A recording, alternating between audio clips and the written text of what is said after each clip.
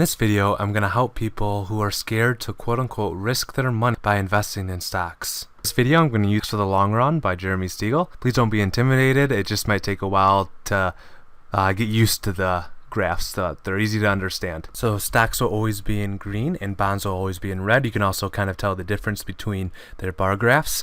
And so first we'll look at holding periods. And so this is how long you're actually going to be holding the stock or bond. So let's say you bought a stock in 2012 and sell it in 2013 or plan to. That'd be a 1-year holding period. And so with the 1-year holding period, you can see how you can get a big return from stocks, but you can also lose a lot of money from stocks. And so this tells me that if you are going to buy stocks and you're only going to hold on for 1 year, you have to be willing to lose a lot of money. The same goes for 2 years. You could lose up to 31%. Whereas bonds, you'll only lose about 16%. If you hold it for 5 years, stocks are about 11%, whereas bonds are 10%. It gets closer and closer. At 10 years, stocks will return anywhere from 17% to lose 4%, while bonds won't return as much as stocks with 12%, but you could actually lose more money with bonds. And so as you can see from this graph, the longer you're holding on to something, the less risky stocks get and the more risky bonds get. At 20 and 30 years, there's actually zero risk that you'd lose money with stocks. But there is a risk that you'd lose money with bonds. This tells me that stocks are less risky than bonds over the long term. So now we have another graph to show you how stocks are less risky over the term. The bottom or x-axis is showing how risky it is. The higher the percentage, the bigger the risk. And the vertical axis is showing you the amount of return you get. So you can see how with 100% stocks, the less years it is, the higher the risk. Same with bonds as well, but bonds are always a lot more to the left, so a lot less risky, whereas stocks are always a lot more vertical, so a lot bigger return. We can see with 1 year with those dotted blue lines that stocks have a lot higher return, but also over twice the risk. So that 1 year is that 1 year holding periods we talked about.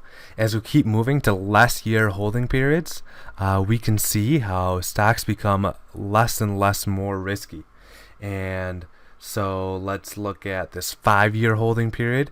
You can see how the least amount of risk is about 25% off that line. So that'd be 25% in stocks and 75% in bonds.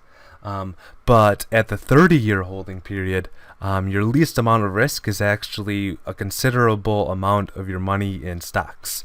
And so this tells me that the longer your holding period, the more stocks you want to own. That same book, Stocks for the Long Run, give how much percentage you should have in stocks versus bonds for how long it's going to be in your account. So at 1 year, if you're ultra conservative, you only have 9% in stocks, but if you're aggressive, you'd have 75%. I'd say I'm moderate, so if I knew I'm going to have it in for 10 more years, 88% in stocks, 12% in bonds. And now we'll go into some of probably the best stuff that I want to tell you today. If you're just investing for the short term in stocks, that pretty much means risk. So as a short-term investor in stocks, you're going to have to be willing to lose 30% of your money that year and be okay with it. But that's for a higher upside. Whereas long-term, stocks actually do not equal risk. They're actually about the safest thing you can have. So for the long term, over 10 years, stocks are very, very safe.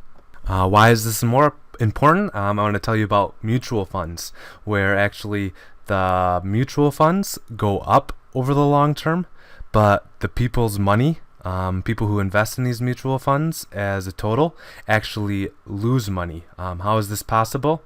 Once again, I want to repeat myself. So as the fund is making money, the people are actually losing money overall. So why is this? That's because as the stock market goes up, people tend to put more money in the stock market. And in the fund necessarily. As the market goes down, people take their money out because they're scared to lose any more and they're scared it's going to all fall out. So after the market and there's more money in the fund, stock markets tend to go down at that point. Whereas after the market has gone down and people have taken their money out of funds, stock markets tend to go up. And so people are investing at the top and losing money, and then taking their money out at the bottom and losing the chance to make more.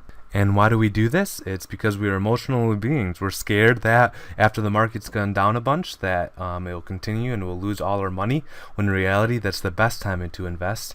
And we're scared that after the market's gone up that we wouldn't be a part of that ride, and so we put money in when in reality that probably isn't the best time to do that. This is why I did that knowledge at the beginning, because it's important to understand that yes, my stocks could lose 30% in 1 year, but over many years they are going to go up, and they are not a risky investment. So I'm just going to ride this out and trust that it will turn out the best, because the numbers show that it will.